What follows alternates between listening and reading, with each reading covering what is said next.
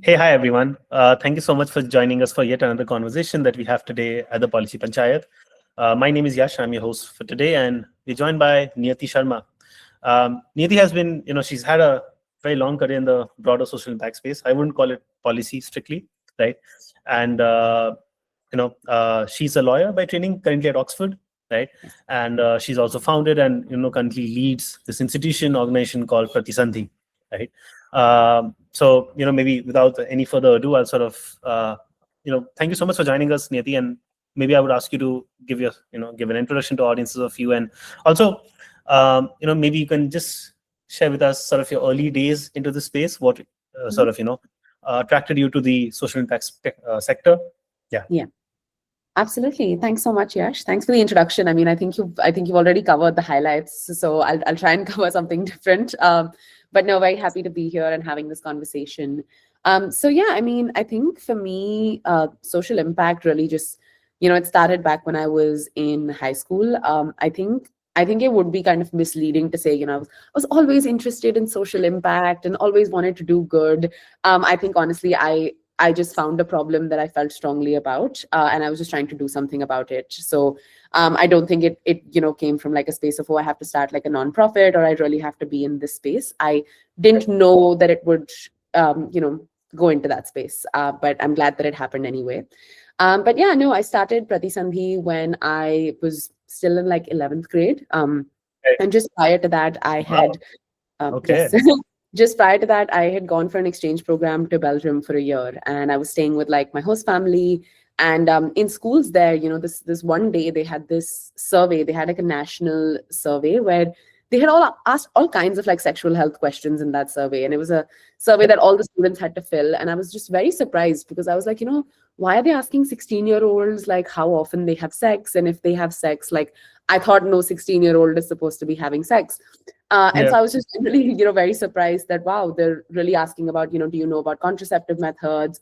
What methods do you know about? So it was very detailed.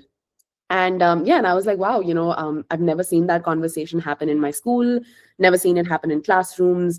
And, I Yeah. go back home and I call my mom and I call some of my friends and I'm like, this is so strange. It would be so stigmatized back home.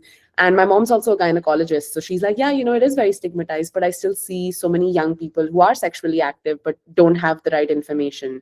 So I think it was like a combination of that experience and my conversations with my mom that, Right. when I came back, I was like, oh, somebody should like be making it easier to have this conversation. And so what I had done is started an Instagram page. And as one does, when they're starting something, you make a social media page first. Yeah. And yeah, so, I had like an anonymous Google form where people could send in questions. And with the help of my mom, I would just post like short responses to them. So she would Yeah. kind of be like the medical, providing the accurate information, and I'm just doing the distribution. So yeah, that's kind of how Pratisandhi started. It was really just an Instagram page at the time, but over time we just kind of grew. And of course, I'm happy to speak to that journey as well. But yeah, that's how it all began, and now I've been doing this for almost 8 years. Now, I was just thinking while you were speaking, Niti, about the fact how you sort of identified a gap, so to speak, right? Mhm. And just in earnest, sort of try to fill that gap with your efforts, right? Because that is literally the story of PPI. Like in 2019, I remember I was just googling public policy in India, something like that, and Yeah. nothing showed up. Apart from some papers here and there, and I was like, whoa, wow, this is a whole field in this country, right? And I mean, Mhm. anywhere in the world. And Yeah. how is this like a sort of black hole on the Indian internet, right? Although, and that's why I picked the name as well that I did, although it did help with SEO back then as well. Anyways, so coming back to what we were discussing before the call, Niyati, right? Which is, why don't you also walk our listeners through the journey of your full-time sort of vocation, career education, and how you're balancing this. And I'll tell you, I'm coming from a very specific space, right? Which is these days increasingly a lot of young individuals, especially from the policy community that I see, they're of course very smart, very talented, very ambitious, and they are on similar footsteps in the sense they have either an educational commitment or a work commitment, and yet they're trying to build something of their own, right? Yeah. And so what learnings can you draw from your own experience and journey that you can share with them?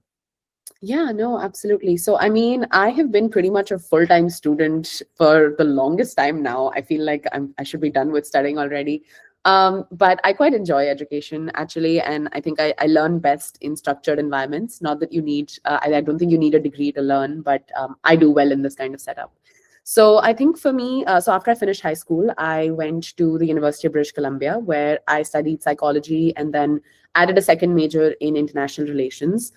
It was just I think it was like the breadth of subjects that really interested me, and I didn't want to drop any of them. So I ended up doing a double major. And Right. during this time, I was like still running Pratisandhi. Once I came back and graduated from that degree, I decided I wanted to pursue a slightly more technical degree. So I decided to go for law. And that's when I applied to the UK and applied to Oxford. And now I'm here. So just in a nutshell, that's what I've been doing for the last like 5, 6 years, I guess now. But yeah, I think when it comes to like running something on the side, you know, I think what you need to realize is it's not something that can be left. If you Yeah. look at it as a hobby, it will continue to be a hobby, and hobbies can, they come in and out of your life. If I enjoy drawing, like drawing is a fun hobby, or reading is a fun hobby for me, but I go Yeah. long stretches without doing either of those. But I could never do that with Pratisandhi. And I think it's really distinguishing is something you're doing. It's okay if you're doing it out of interest. It's okay if you're doing it as a hobby. But if you ever see yourself building it into something that you will do full time, into like a robust community of people, you need that consistency. It's not something you can drop. So I Yeah. knew from the get-go, even when we were registering Pratisandhi, I was very nervous. I was like, registering is like a big step. That means I need to commit and I can't ever leave it. Like, it doesn't matter if I have exams or if I'm busy or, there's something going on in my family. Sure, I can take days off, but Yeah. for a long stretch, I will never be dropping it. So I think coming to terms with the kind of commitment that is required and just being honest with yourself about where you're at with that commitment is, Hmm. I think, very critical. Again, like I said, Hmm. it's okay to do things for fun. It's not to Yeah. say you can't, but again, it depends on your vision with the thing you're doing. I think the other thing that like really helps me is just having a planner. It sounds so mundane. People think there's like some secret like recipe or like, way to success. But honestly, Yeah. I just this planner that I live by. Um, I have over time gotten very good at making to-do lists.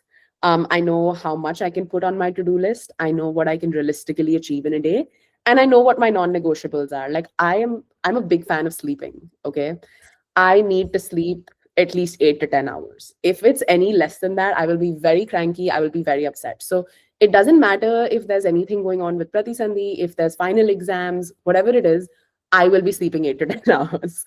And so Yeah. I make my planner in that way. I make it accommodate to my schedule and my needs rather than this idealistic version of like, I'm going to wake up at 5 a.m., I'm going to work out. That's not me. I know it's not going to work, and I just hate myself for not following my schedule if I did that. So Yeah. honestly, I think consistency and just getting really good at planning and knowing your capacity, your non-negotiables, and then just working with those till you find a routine that works for you. I think those are the two things that have just kept me going over the last few years. Hmm. No, totally. And if I were to sort of just follow up on that, Niyati, what does a day in your life in that sense look like as someone who runs a social impact organization, works in this space, in this sector, right? I'm sure you also have to, I mean, not have to, I would say get to, right, interact with a lot of people across the community, different Yeah. stakeholders, so on and so forth. What does it look like, and how do you sort of balance that with, say, your other full-time commitments? Yeah, I mean, I think it's a little bit of everything every day, I would say in general. And I know folks and I have friends who are very much, they need to focus on one thing at a time. My brain just doesn't work like that. I wish I could like sit and lock in for hours or at one thing. I just can't. My like way of taking a break from studies is to do Pratisandhi work, and my way of taking a break from Pratisandhi is to study. So that way I think it's nice and complementary. But yeah, I think like an average day is, I think, very much like today. So since I've woken up, like I'm literally still in my pajamas. So, thankfully this is just like a face only call. But yeah, I've had calls since morning. My calls will end probably at like 2ish. After that, I'm gonna go swimming because I can't work out in the morning. So I need to do it in the afternoon. And then after that, I'm gonna go to the library and do my assigned readings for today that I have set out that I need to like achieve. This amount of studying needs to get done. And yeah, and then I'll come back home, probably hang out with a friend, watch a lecture, have dinner, and then go to bed. It's a pretty ordinary, boring day, but yeah, I mean, I would say that's what most days look like. And it's yeah, like I said, it's a little bit of everything every day. I'm already like studying for like my final exams that are like 5 months from now, but it's only when I break down my tasks in this way that I can get anything done. And okay, I'll sort of double down that. Niyati, what I meant was that from a Pratisandhi POV, right? For someone who's running an organization in this space, right? Yeah. What kind of time commitment does that take? So on Mhm. a day to day, right? Yeah. What is it on your plate from a Pratisandhi POV, right? And again, this coming from the idea of that, does it get do you need a lot more people working with you to build an institution like this, right? And Mhm. it can be any social bank institution, right? And B, or do you sort of take on a lot on your plate because you're like, okay, there's something only I can do, at least maybe early stages, and then that Yeah. can be sort of done by someone else. Yeah, I mean, I think it has to be a little bit of both. I think there's things with Pratisandhi that I am completely incapable of doing, like our social media. Couldn't be, I don't know how to do that. It's not my skill set. I don't have the consistency and like the creativity required for staying consistent running an organization page. So I really heavily rely on my team for that. But for certain things, so for instance, we have a summit coming up, and we're inviting speakers and panelists and so on, and I think that is something that only I can do because I've been interacting with stakeholders. And so I think it's a matter of like distinguishing what can be delegated, and what some other people can do better than I can, and what are certain things that like require me to be there for whatever reason, whether it's my skill set, whether it's like the designation that I hold. So I would say in like on average, like in a week, I must be spending around 15 hours on average on Pratisandhi. Sometimes it's less, sometimes it's more. I would say a lot of my time also just goes into coordination. So it's just following up on things, following up with the team and saying, oh, did this get done? Did this get done? Where are we with this? Where are we with that? I think you Yeah. just constantly have to like have things in the forefront of your mind, even once they've been delegated. So I think realizing that you can't fully let things go always, you do need to kind of check back in and make sure we're headed in the right direction. With education, similarly, I think it does require at least a couple of hours every day. I have final exams coming, so the ramp up is higher. So I'm delegating more and more nowadays. But Yeah. there are still tasks that I continue to take on, and I think just making sure that I did this activity with my team where we made like a grid of like what needs to be done, what is high priority, what is going to have the maximum impact for us, what are like nice to have things, and what are things we need to let go of. So Yeah. I try to make sure that I have prioritized even within the organization what really requires me and what's most important for our growth is where I'm involved the most. And of course, that's not to say other things are not important, but I may not be as involved in them on a regular basis. So I think that's how I divide my time. Got it. And speaking of skill sets, right, what you're mentioning, Niyati, what do you think, what are some of the skill set that, like a young individual sort of getting into the space needs, right? Mhm. And on what accords, in the sense, um, I mean, of course, like one way to approach is that depending on the job and the role, you need different skill sets, right? Fair enough. But as if someone wants to sort of start off like a small time entrepreneur, let me just put it this way, right? Mhm. What are the most common skill sets that you use on the day to day, right? Or you think are very valuable, or you think are maybe missing in general amongst people, which you wish more of us sort of had to be in this space. Yeah. I think one skill set that I see coming back consistently is time management. I see a lot of young people really struggle with time management, and I struggle to wrap my head around it. But to be fair, it's taken me also years to like get to a point where I've become much better with my time. But for instance, just having a task, forgetting to do it, even if it's a small task, and then like 2 weeks later, we're having this conversation of why didn't it get done, and it's like, oh, I had no time. And I always find it Yeah. strange because I know folks who are busier than I am. I know folks who are less busy than I am.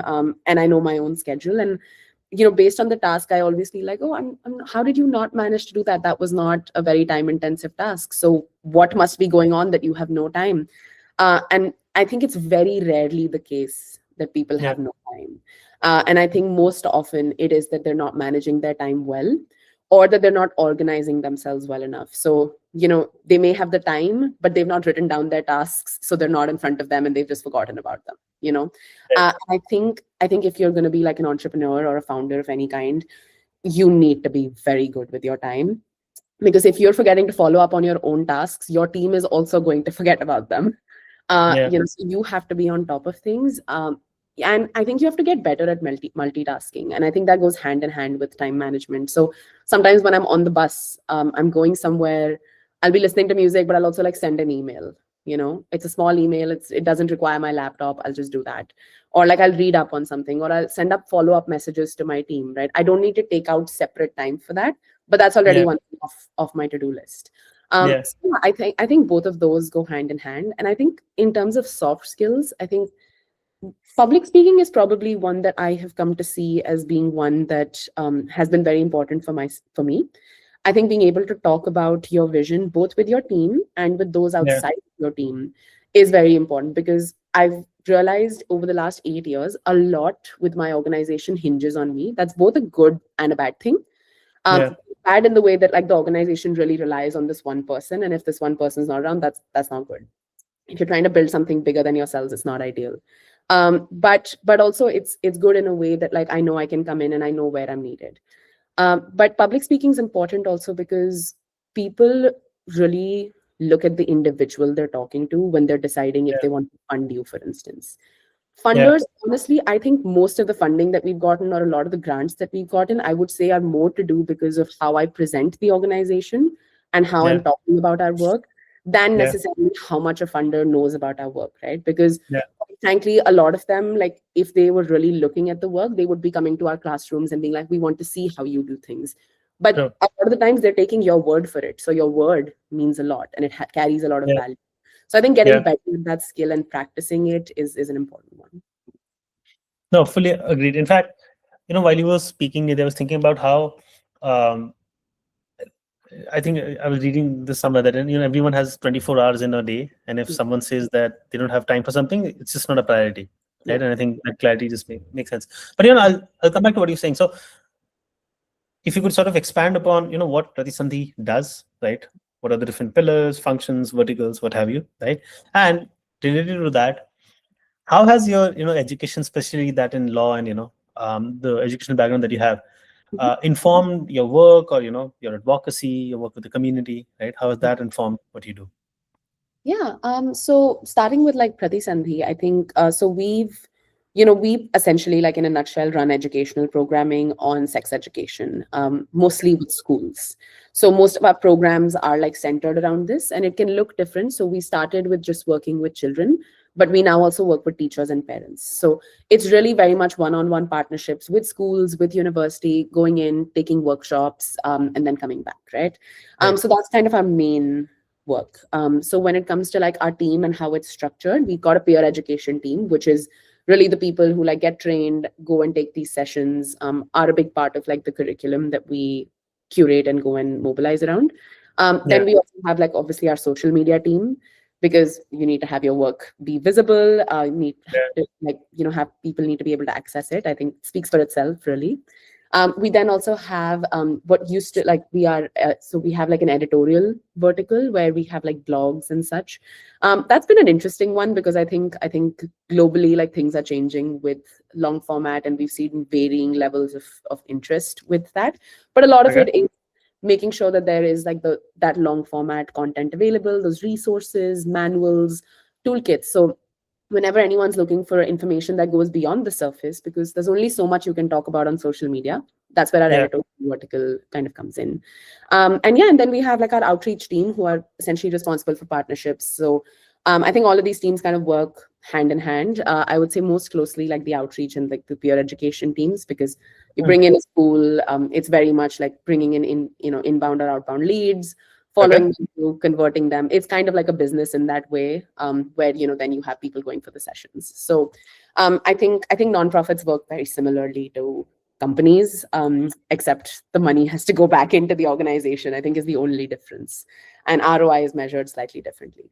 So that's kind of what we do Okay. broadly, and Yeah. how it works. Outside of that, of course, we do things like events, we'll have open mics, we're putting together a summit to like really bring together stakeholders in this field. We had recently like done a petition around consent education. So we do other kinds of advocacy, but I would say they are not like a part of our core everyday functioning. Our everyday work is really making sex ed available and accessible today. It's not just advocacy for like the future children to have access to, it's for kids Yeah. now, schools to have access to it. So I think that's kind of our main work. And I think how my education fits in, quite frankly, it's very subtle. It would be very hard for me to like point and be like, oh, I studied this in my class and this is how it has helped me in my classroom. I think it does, in the sense that I remember when I was in my psychology classes, I would like have a thought and I would text my team and I'm like, oh, have we thought about doing it this way?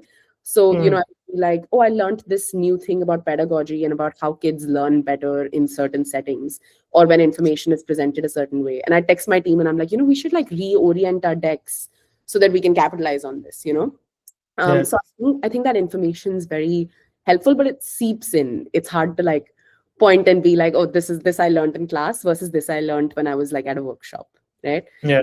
I think with law as well, it's been very useful because I'm in a better position to answer questions Yeah. around law.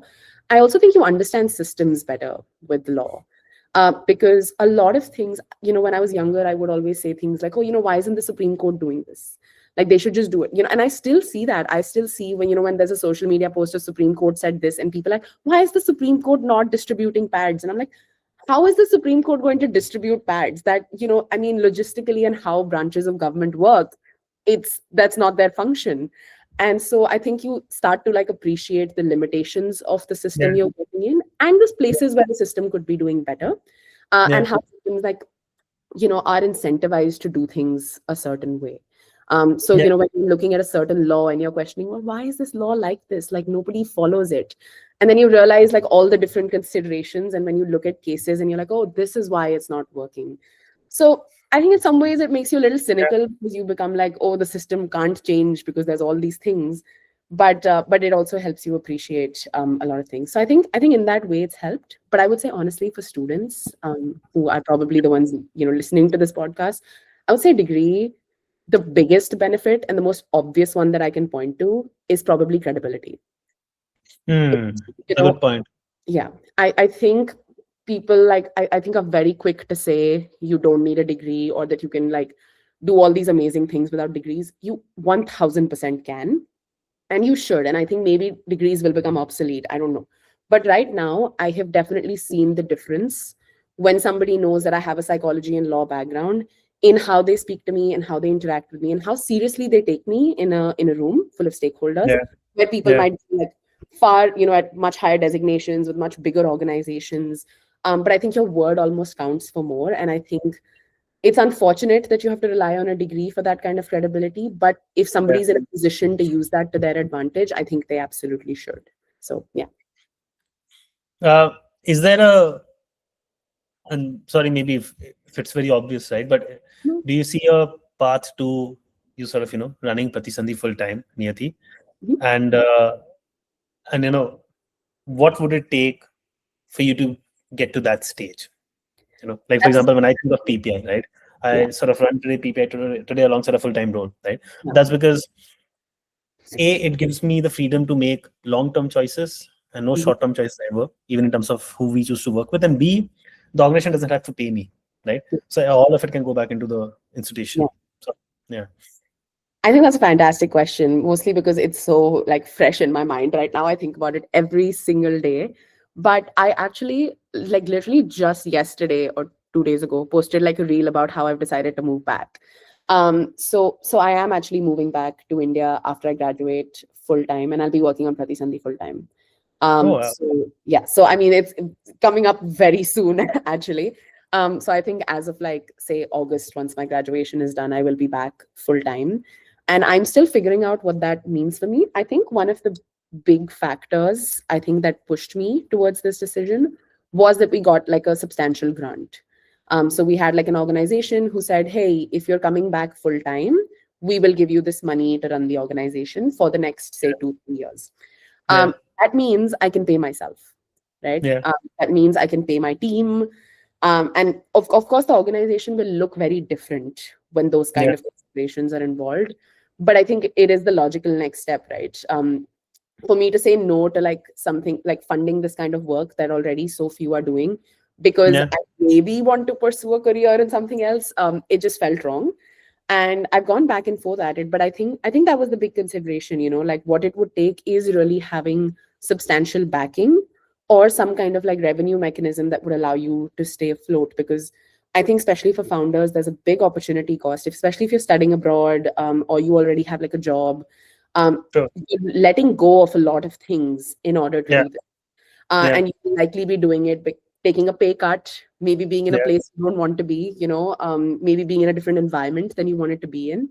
So I Yeah. think it's a lot of sacrifices. So I think for me, full time always went hand in hand with being able to pay myself. It doesn't have to be a good salary, but I do need to Yeah. be able to compensate myself for my time and my team for their time. So I think that's the biggest one.